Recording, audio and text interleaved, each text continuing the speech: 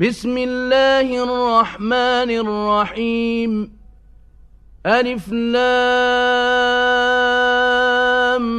ميم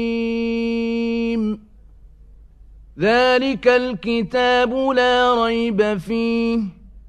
هدى للمتقين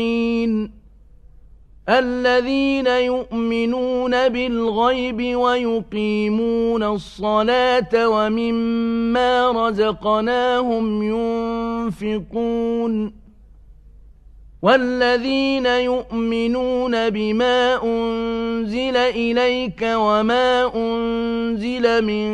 قبلك وبالآخرة هم يوقنون أولئك على هدى من ربهم وأولئك